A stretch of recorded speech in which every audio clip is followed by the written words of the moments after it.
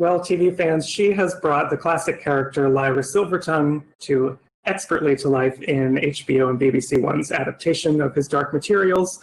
I'm Sam Eckmann of Gold Derby, and I am excited to be joined by Dafne Keen.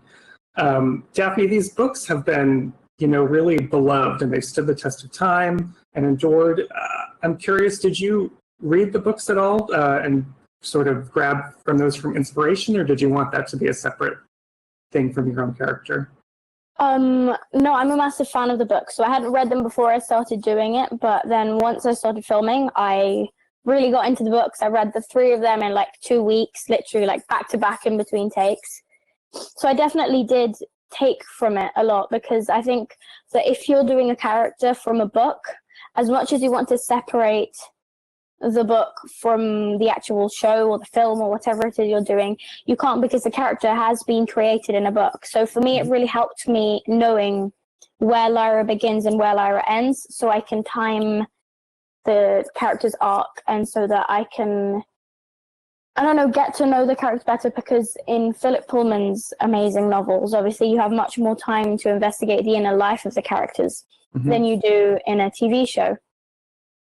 Because obviously it's 3 books and stuff, and obviously there were things that he got to rush through that we didn't, and there are things that we rushed through that he also rushed through, and there's a different pace to books and shows. So I think there were some details about Lyra that you didn't see in the books. Obviously, there are some details of Lyra in the books that you obviously wouldn't see in the show if I wouldn't have read the books before and had put it into the character, because it's not a specific scene you put. It's a way of acting, a way of walking, a way of talking, So I did definitely read the books.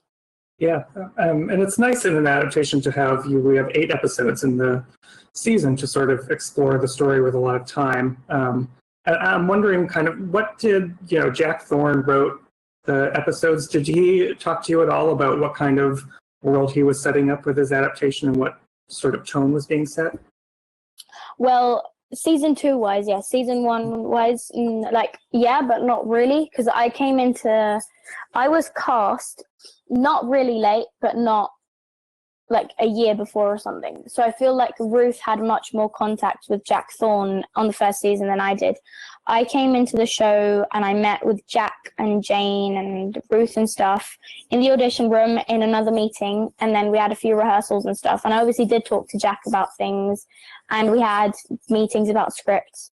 But I've definitely talked a lot with him about scripts, but we've gotten much closer, and we've talked a lot more about stuff from season 2. When you did read the scripts in the book, what grabbed you about Lyra? What was it about her, if anything, that you connected with? That I connected with. I just love the fact that it's a young female lead, which is, I know, like, that alone sounds like basically what anyone would say, but I love the fact that Lyra, I think the most special thing about Lyra is that she is I always say this in every single interview I do, but she is a character that is a young woman with no sort of sexual power whatsoever, which takes out the entire sexist factor, because she is literally just relying on who she is, her determination, her strength.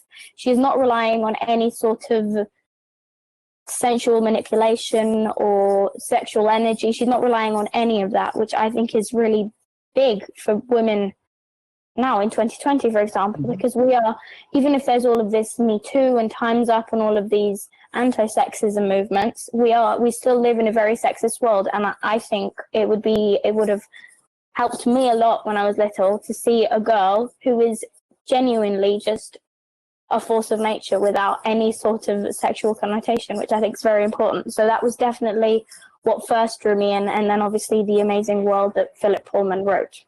Right. And in that world, one of the things that makes it fantastical and different from our own is that everyone has a demon, which is kind of like the embodiment of your soul, an extension of yourself. And Lyra's is Pan. And I'm wondering, like, how did you work in scenes where there's kind of like not that scene partner there? How did you go about, you have so many scenes where it's just you and your animal demon?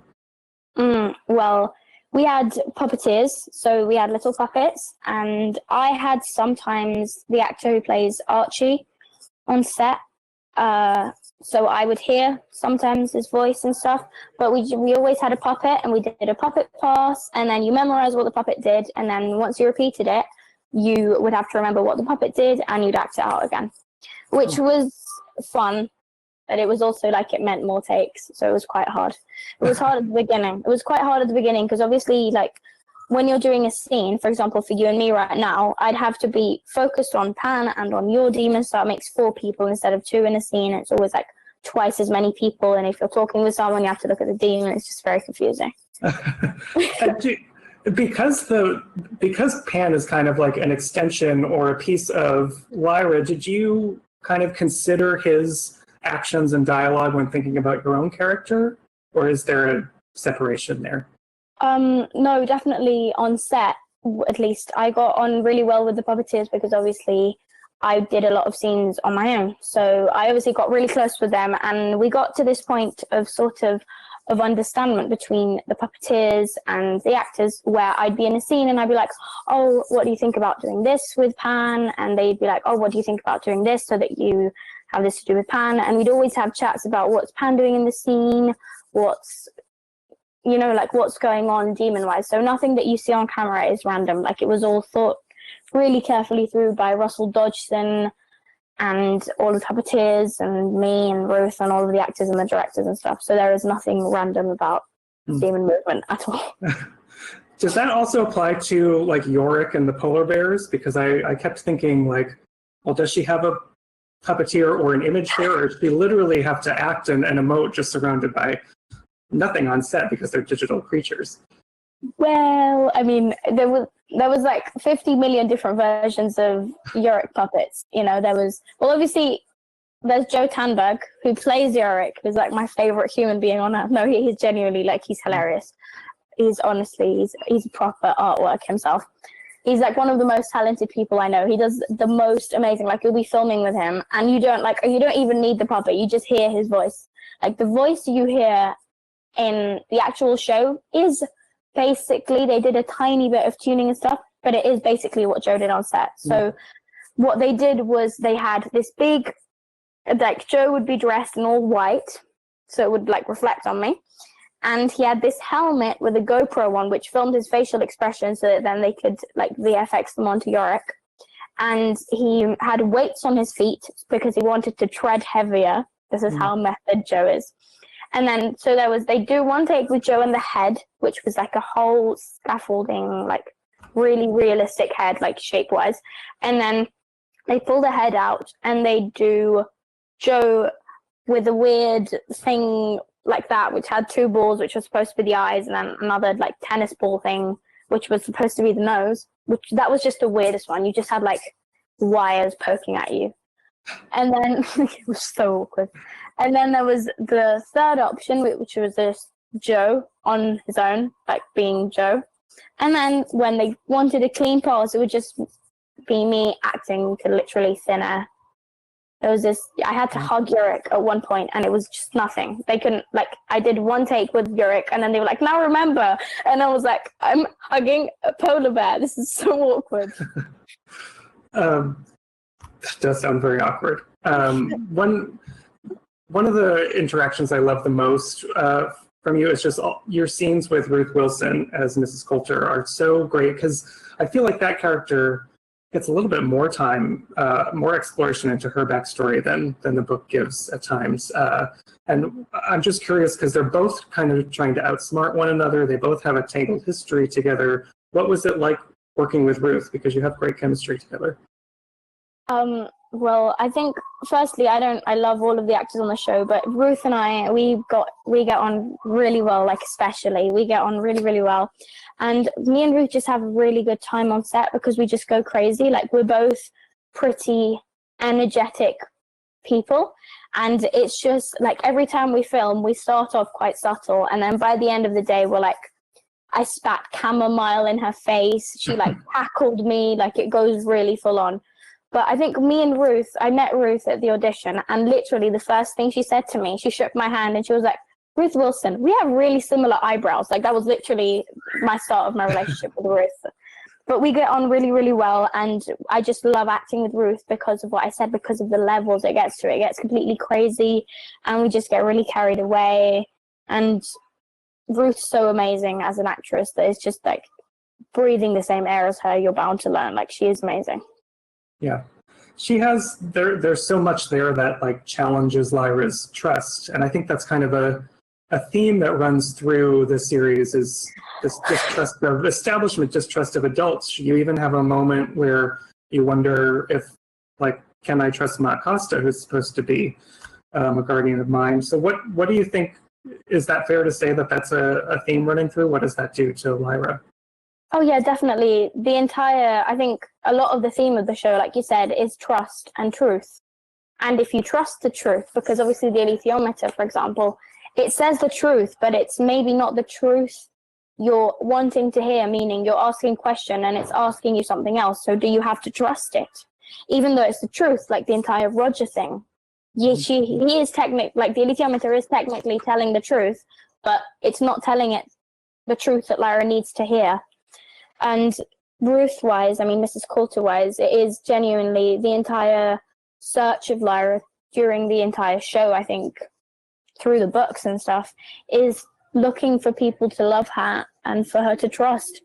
And as much as she loves Mar Costa and the Egyptians, she doesn't really feel like she's one of them. And Mrs. Coulter kills people, and Asriel kills people in her only family, and the only person that she trusts, who is Roger, dies. And that's when Will comes in. So we don't know much about Will yet, but do we trust him? We'll find out. One person she does seem to trust, though, is Lee Scoresby, who's played by Lin Manuel Miranda, who's obviously having a huge moment. What was it like sharing so many scenes with him? No, I love, like, me and Lin get on. We are both massive fans of musicals. Like, it's not very usual to find a 15-year-old girl who knows, like, Guys and Dolls and proper, like, classic musicals. So we would really enjoy our time on the balloon, constantly singing. I go over to his house when we're filming. Like, I go over to his house a lot. I know all of his kids. I know his kids. I get on really well with his wife. We go out to dinner together. We have a great time on set. We have a great laugh. We just get on really well. We're both Latino, so we both speak in Spanish on set. We listen to salsa together and stuff. We get on really, really well. We've got a really similar personality. We're really goofy and, like, energetic and stuff, which is fun. And he's really, really talented. Yeah. I'm wondering because you seem to have such great insights about Lyra, which lends to a great performance, but do you see any of yourself in her at all? Are there things, or on the flip side, are there things that she has maybe taught you? I think the thing that me and Lyra have in common is that we're both very determined, very active physically, like very energetic, very kinetic. I think I'm quite cheeky, but Lyra is a bit, like, more, I feel like, I don't know, she lies much more than me. I'm terrible at lying. I'm really, really bad at lying. Like, I genuinely, it's so bad. But yeah, I think we're both determined young girls who were very energetic, I'd say. We have that in common. Yeah. And Lyra has genuinely taught me a lot. I think the biggest thing that Lyra's taught me is that no matter who or what or just anything you are, even if you think you can't do it, like, there's no point in just saying no. There's no point in saying, no, I can't do it, because you already have the no. The universe is already telling you no. Your job is to see if the universe's no is correct or incorrect. So that's what I think Lyra taught me. I think that's great. And I wanted to bring it back for a second to a different project, because I first saw you in Logan with Hugh Jackman, and I'm a huge comic book nerd, so I was very excited to see X-23 on screen. But I'm wondering, being part of a really massive project like that, was there anything that you took or learned from that experience of being part of a big movie that you brought with you to His Dark Materials? Definitely. I mean, Hugh is one of the people who I've most learnt from in my entire career, because I filmed with him for like 4 months, and he's the nicest. Like, there is nothing. I always like ask myself, he probably has a flaw, but I've never seen Hugh with any flaws whatsoever or anything. But he is just, I learned so much from him. He's a talented actor, he's a talented singer, he's a talented dancer, he's a lovely person, he's intelligent. He's just everything you would want to wish from a human being. And I learned so much from him. For example, I'd say the biggest thing I learned from Logan is that Hugh being such a superstar, like, I expected that I'd film with him, and I'd been told by everyone that he was really nice, but I really didn't expect how nice he was. He's like the most humble person ever.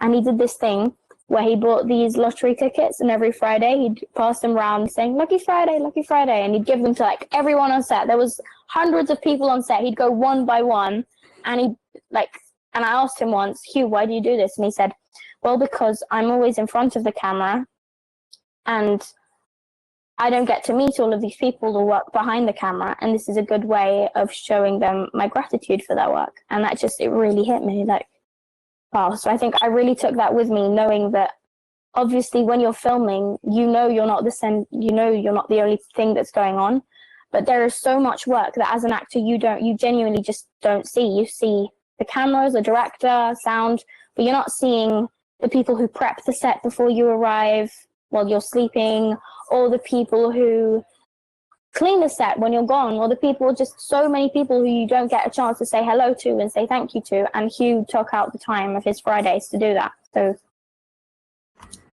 that's, I think, a great lesson, and very well said. So thank you so much, Daphne, for sitting down with me. It's a great series. I can't wait to see where season 2 brings us. And everyone who's out there watching, make sure you subscribe to Gold Derby. Keep up to date with us throughout Emmy season. We have plenty more chats with contenders just like this one with Daphne. And thank you so much. It was great talking to you, Daphne. Oh, thank you.